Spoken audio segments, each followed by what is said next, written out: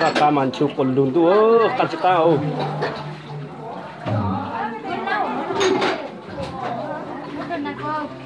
Sekarang tete.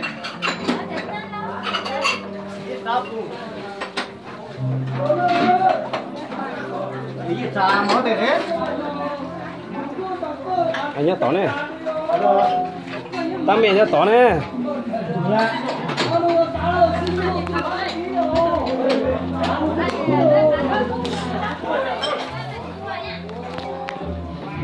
Con tàu.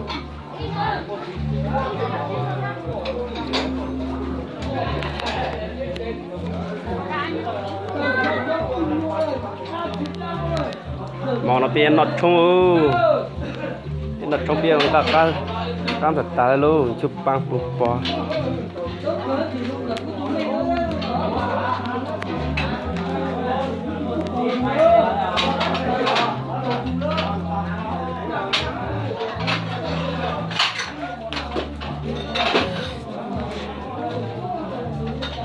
chùm lò không có cát gì đó này chỉ gió lúc cả tiền sẽ bắt cho nó mà cắt cao lúc cả là thở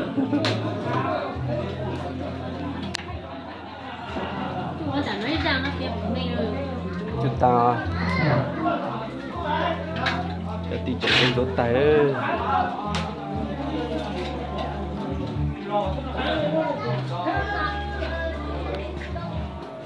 ta chuyện nó nọt đó đi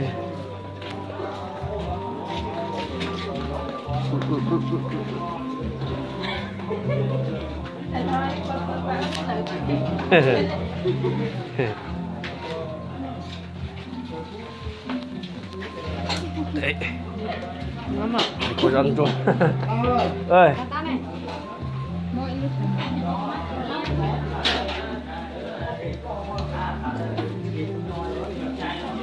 một tận tận với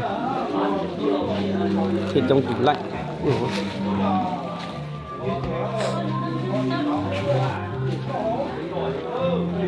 Ôi đấy dưa vào chậu với bọn này nhỉ.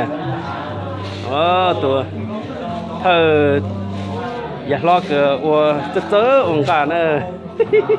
Thôi đi. Có quay được cái mặt anh đâu.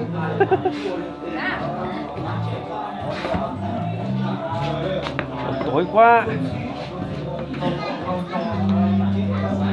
Ai mà ông cả mà đánh cả chỉ là lần sau ta chỉ mà nói là trật tận tuổi cái hình chứ nó.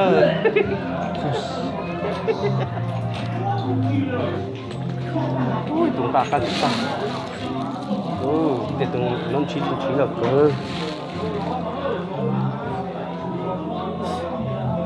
Em đi lấy dao này về nhá. Một đĩa thôi à?